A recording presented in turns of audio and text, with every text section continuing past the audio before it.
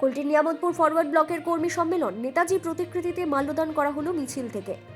আর দিন কয়েক পর রাজ্য বিধানসভা নির্বাচন ঘোষণা হতে চলেছে। রাজ্যের সমস্ত রাজনৈতিক দল নিজের নিজের প্রস্তুতি নিয়ে ইতিমধ্যেই মাঠে নেমে পড়েছে। ঠিক সেই মতো রাজ্য বামপন্থী সংগঠনের তরফে বিধানসভা নির্বাচনকে সামনে রেখে নানান কর্মসূচি শুরু করে দিয়েছে। তারই অঙ্গস্বরূপ আজ সকাল 11টায় বামফ্রন্টের সারা ভারত ফরওয়ার্ডের তরফে এক কর্মী সম্মেলন করা আসানসোলের কুলটি বিধানসভা নিয়ামতপুরে এক বেসরকারি প্রেক্ষাগৃহে, যেখানে উপস্থিত ছিলেন ভবানী আচার্য, ফরওয়ার্ড ব্লকের পশ্চিম বর্ধমান জেলা সম্পাদক, শহীদ রাজা যুবলীগের পশ্চিম বর্ধমান জেলা সভাপতি অশোক মাঝি, কুলটি লোকাল কমিটির সেক্রেটারি অনিত মল্লিক, জেলা ফরওয়ার্ড ব্লকের চেয়ারম্যান সহ অনেকে।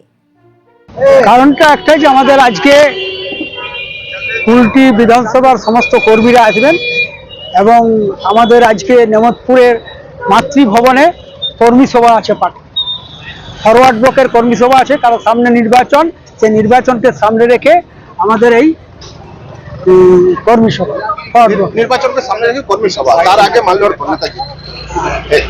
তো আজকে কর্মী সভায় মূলত কি কি বিষয়ে আলোচনা করা হবে?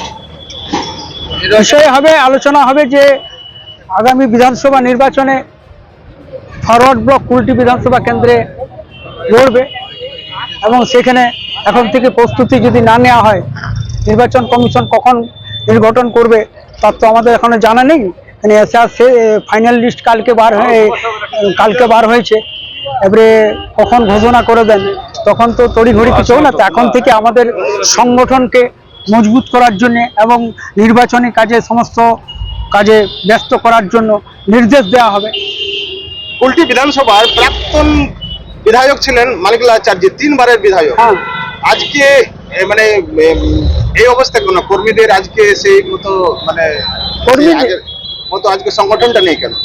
সংগঠন নেই নয়, সংগঠন আছে, অনেকে চুপচাপ আছে, কিন্তু নির্বাচন ঘোষণা হওয়ার পরে আপনারা দেখতে পাবেন যে ফরওয়ার্ড ব্লকের কি ধরনের লোকজন এখনো আছে, প্রচুর পরিমাণে লোক আছে এবং ফরওয়ার্ড ব্লকের সংগঠন কুলটিতে আছে।